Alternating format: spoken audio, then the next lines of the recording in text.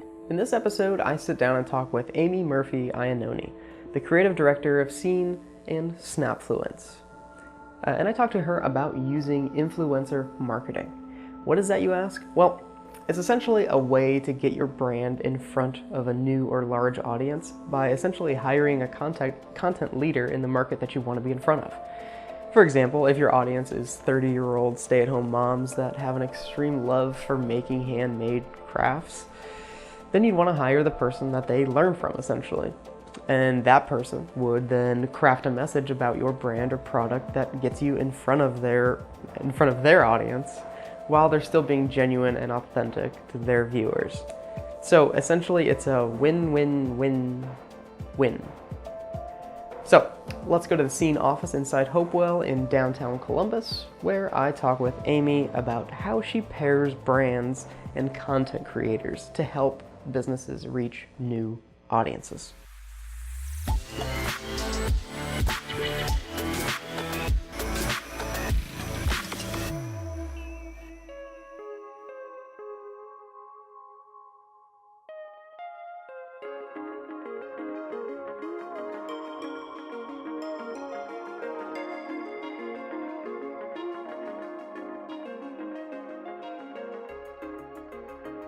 So, can you give us a kind of quick intro into who you are and how you help people create business? Yeah, so I'm Ami Murphy Iannone. I'm the creative director for Scene and Snapfluence, and now also 1812 Columbus. Scene is dedicated to helping brands tell meaningful stories. So we do that primarily through influencer marketing, which means that we help brands find authentic storytellers who can interpret their products or their mission or their service into real life situations and help them convey that to the world. Yeah, that's really great. So we've had coffee before, and this is whenever I kind of first started learning about, I've always known kind of about influencer marketing, but I didn't realize there was companies there to kind of help match people up. Can you talk a little bit about the process of, somebody walks in and kind of how you go about helping them exactly? Yeah, so that usually looks one of two different ways. Sometimes we'll be working with an agency who comes to us with a program 100% fully formed, ready to go. They know exactly what they want influencers for, what they want them to do, how they want them to post on social, and then they say, we just need you to help us find the people. So we go out and we find awesome social content creators on whatever channel the brand and agency have chosen to execute those campaigns. That's great, that's easy. We do that a lot, but the more fun and the kind of more rewarding challenge for me is to help brands get to the point where they understand what influencers can do for their business. So helping them craft those campaigns, helping them figure out what kind of influencer marketing, what channels, what themes their products could be best interpreted by influencers. So it's either a little more plug and play, or it can be a lot more consultative. So it kind of depends on where the brand is in their thought cycle. Interesting.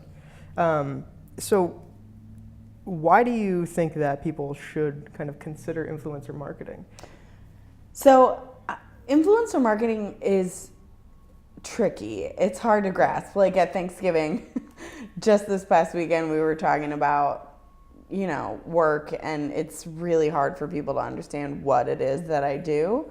But really, when you think about it at its core, it's real life people taking products and brands and integrating them into their lives in meaningful and realistic ways, versus the way that brands often advertise, which is, here's what we think you should do with our products, and here's how we think you're thinking and what we think you want.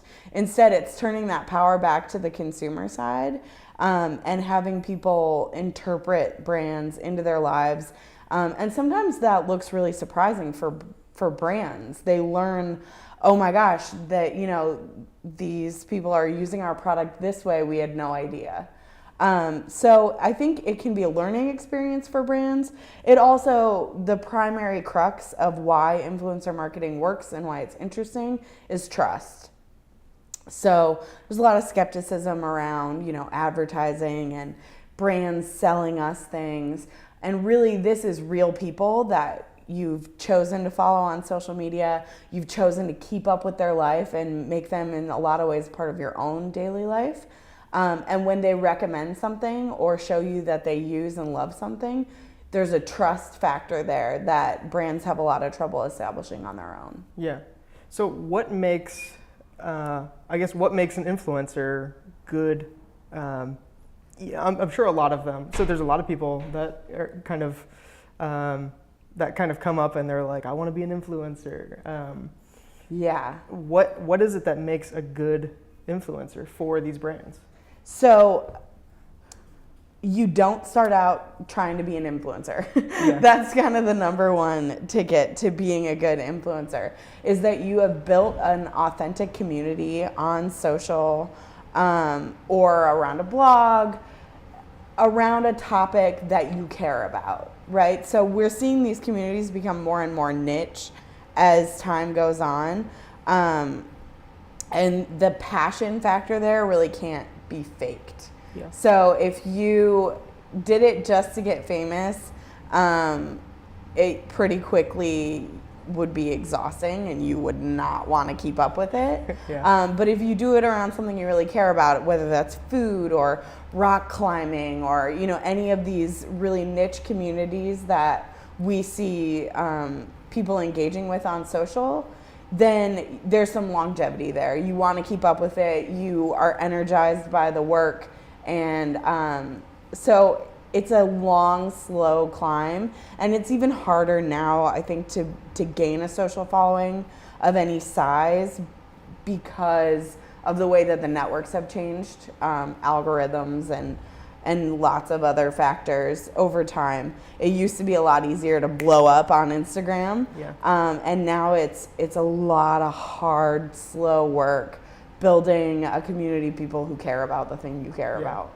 Do you think that, so to be a good influencer, do you think that they just need to have like just millions of followers? No, and actually I'm a big advocate for the micro-influencer.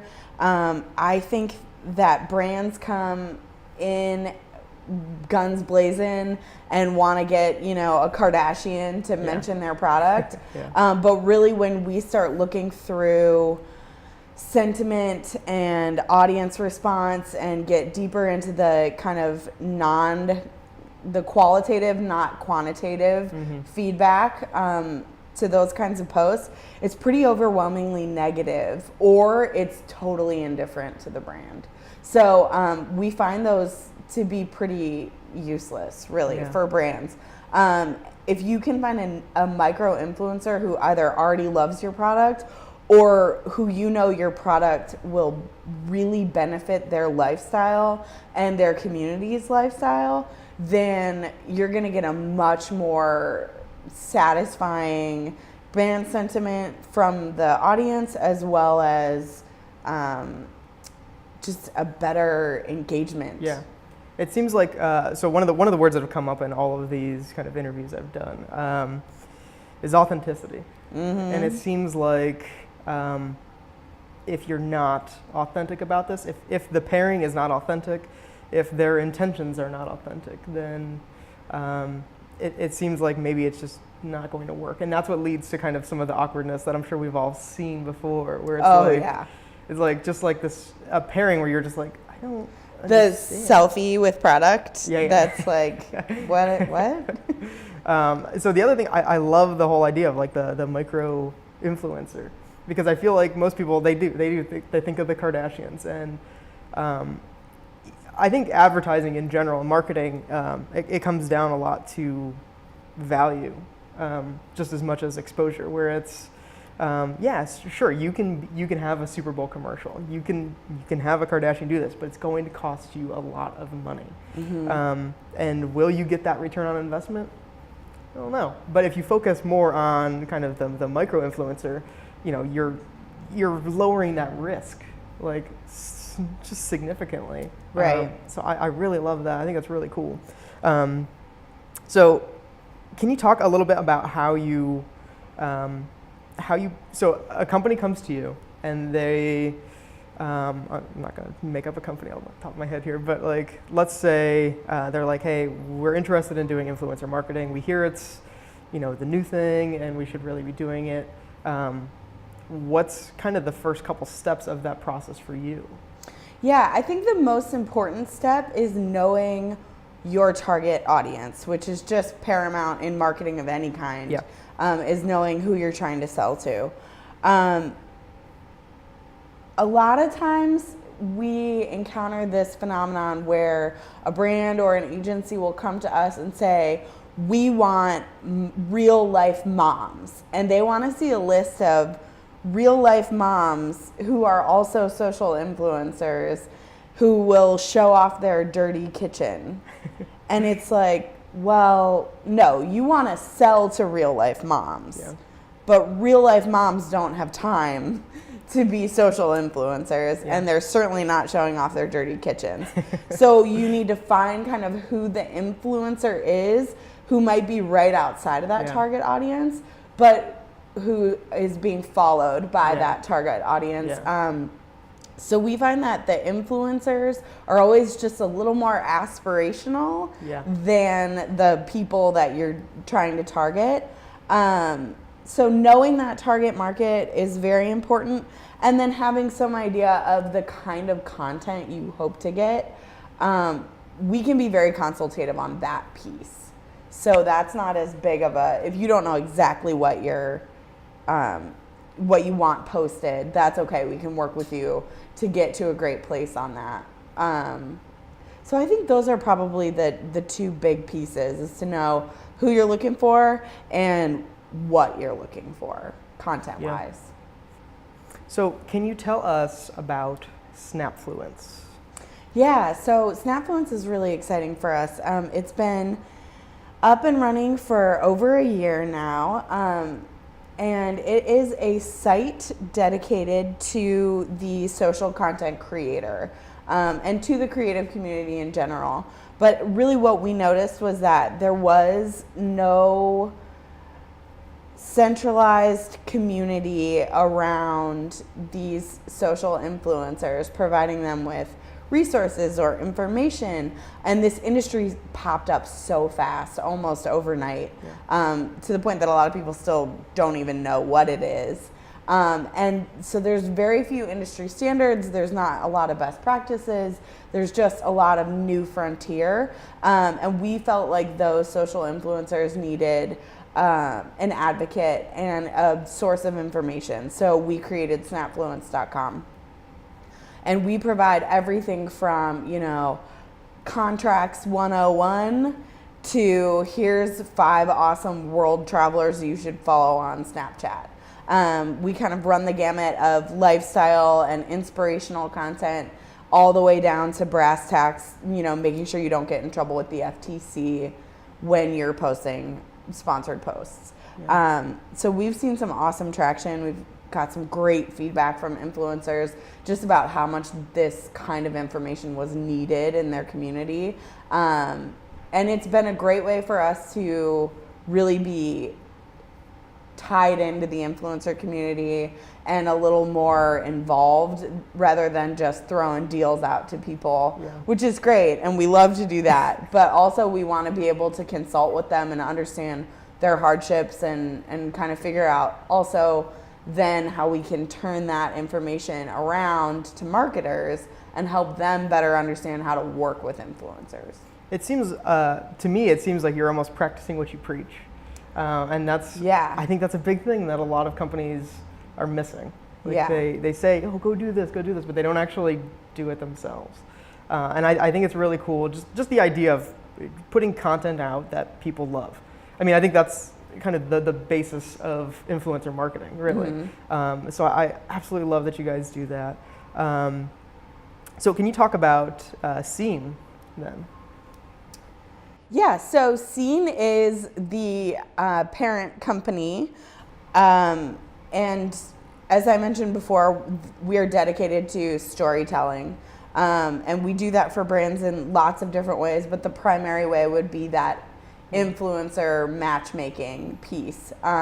We do have a proprietary software that we use to categorize influencers, but one thing that makes us a little bit different is that we don't have a network of influencers that we tap for campaigns over and over again. We definitely have relationships that are strong and people we've worked with on multiple occasions. But really, the key is that match being perfect. So we believe that you have to do kind of some headhunting every time you meet a brand to make sure that you're really finding the people who are closest. So since we're not tied to a network, we can go find the very best person, not just the closest person within our network. Yeah, that's. I was actually going to ask you next. How you find influencers. Do they come to you and say, "Hey, just want you to know I exist," or is it mostly, okay, now here's what we're trying to find. Let's go find that. So a little bit of both. Especially since Snapfluence has started pushing content out. We've had a lot of people come forward and just make us aware of them, which is great. But we also will just do some good old-fashioned looking. That's another piece that's a little bit different about us, is that everyone who's in our database, our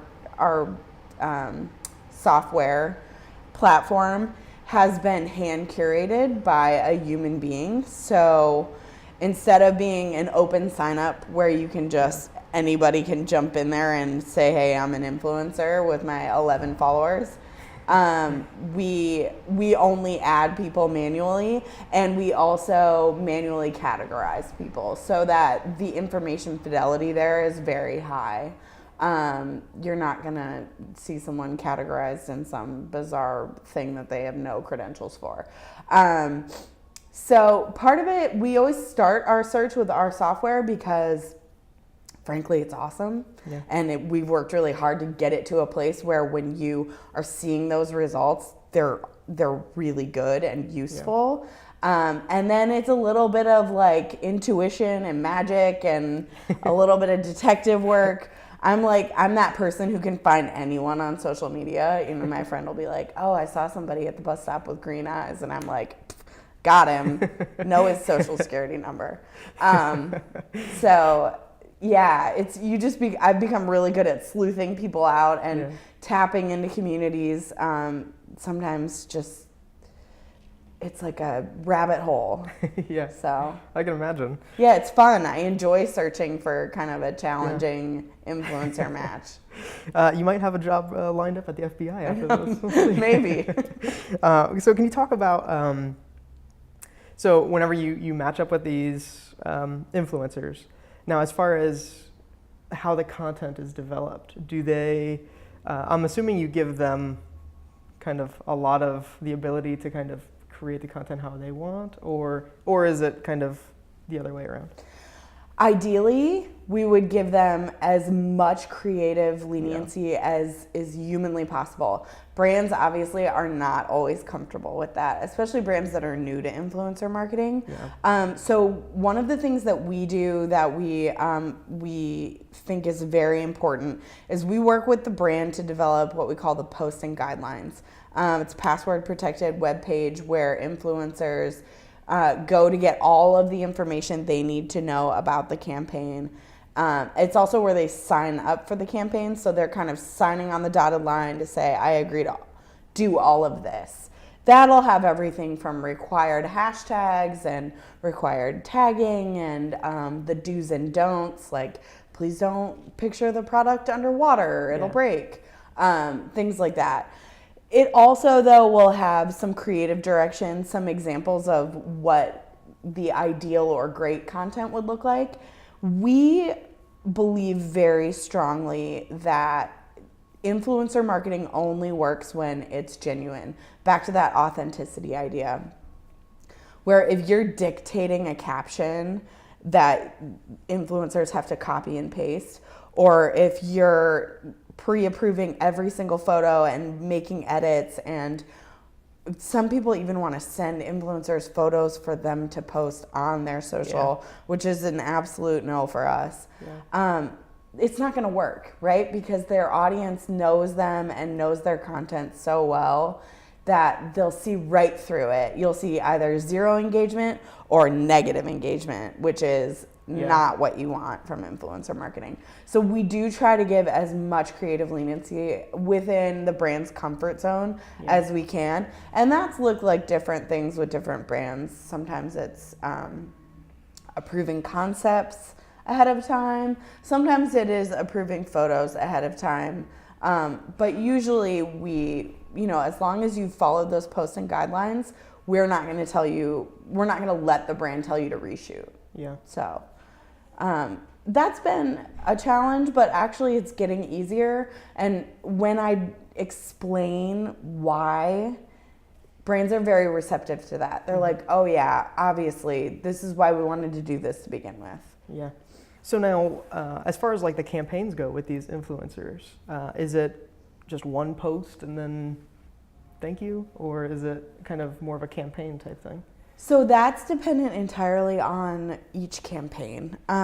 We do typically think that engaging with an influencer on multiple occasions is more effective than just doing a one-off post.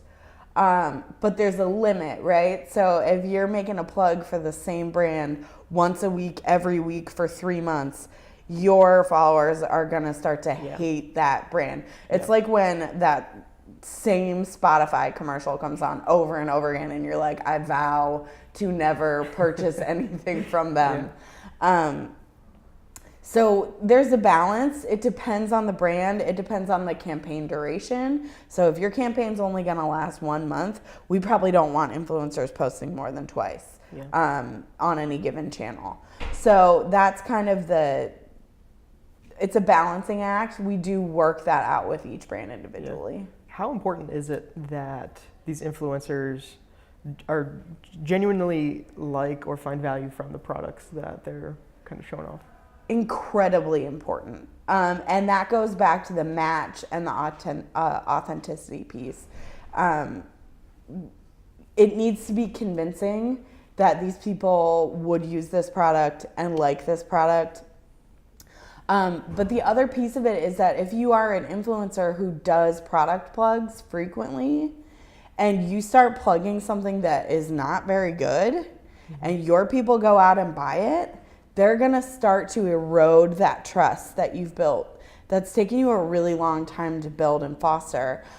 So most influencers just aren't willing to plug a product that they don't genuinely enjoy. So before you help a business, and you kind of already mentioned this a little bit, but before you can help anyone, what must they have already done? Right. I think that the most important things are knowing who they're looking for. So knowing that target audience, as I said before. It's also very helpful to have a plan for the content that you're gonna get out of the campaign. So this isn't a must, but it's something that I find very frustrating every time I watch a brand conduct this incredible influencer campaign and just get tons and tons of content. We do negotiate content rights at the beginning of the campaign, which means that everything that influencers create for the brand throughout the campaign, we then package up and hand over to the brand.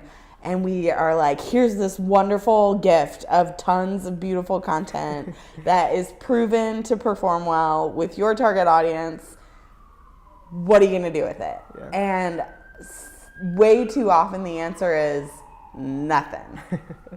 So we love to see a brand that has a plan for the content that they get from the campaign. It's magic when you use it in, targeted ads.